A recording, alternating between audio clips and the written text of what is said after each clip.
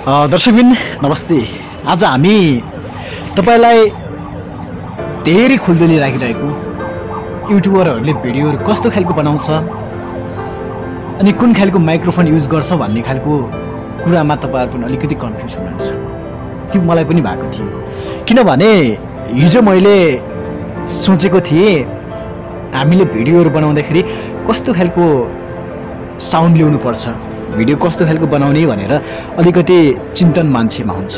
तर त्यो चिन्तनलाई आज मैले एउटा पसलबाट गएर जुन खालको मैले माइक्रोफोन लिएर आएको छु, तपाईले अगाडि मैले लगभग त्यो भन्दा पहिले मैले मोबाइललाई इयरफोनले बनाएर मैले बनाएको थिएँ। त्यो भिडियो हेर्न तपाईले सायद देख्नु भएको छ होला, यदि हेर्नु भएको छैन भने त्यो भिडियोलाई पनि हेर्नु होला। आज मैले जुन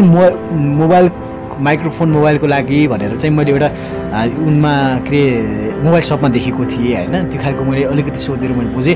अनि हामीले BY-m1 माइक्रोफोन कस्तो खालको छ, कुन खालको क्वालिटी ल्याउँछ भन्ने खालको मैले अलिकति केही कुराहरू चासो बढ्यो हैन। त्यसको विषयमा चाहिँ मैले लगभग केही बुझ्दाखेरि लगभग राम्रै काम गर्यो जस्तो लाग्छ मलाई। मैले लिइरहेको यो आवाज BY माइक्रोफोन M1 लाई चाहिँ तपाईँ देख्न सक्नुहुन्छ। मैले देखाएँ यो जुन खालको माइक्रोफोन तपाईँले लगभग हेरिरहनु भएको छ, लगभग राम्रै खालको हुनसक्छ जस्तो लाग्यो मलाई। मैले पनि अनलाइनमा देखेको थिएँ, तर यसको कस्तो खालको हुँदो रहेछ क्वालिटी भनेर मैले लगभग यो तपाईँले देखाएको थिएँ।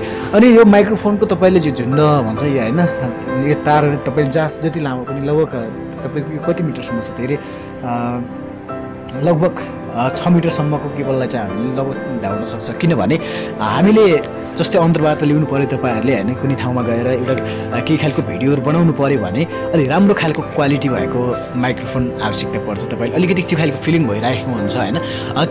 त्यसलाई चाहिँ अलिकति मनोबललाई अलिक उच्च बनाउनको लागि आज यो माइक्रोफोन बजारमा आएको छ। पक्कै पनि लगभग धेरै साथीहरूले युज गरिसक्नु भएको छ, र पनि अब पनि तपाईँहरूले चिन्ता नमानिकन, चिन्ता नलिकन र भोलिको दिनको लागि राम्रो युट्युबर बन्छु र तपाईँले राम्रो खालको प्रस्तुत ल्याउँछु र राम्रो खालको कला ल्याउँछु भन्नको लागि तपाईँले यो माइक्रोफोन मोबाइलको लागि भए पनि किन्नुपर्छ। किनभने हामीले तपाईँहरूले थोरै लगानीमा चाहिँ युट्युब स्टार्ट गर्नुहुन्छ होइन, कुनै भिडियोहरू बनाउनुहुन्छ, तपाईँले कुनै खालको भिडियोहरू बनाउनको लागि एउटा सामग्री पनि आवश्यकता पर्छ।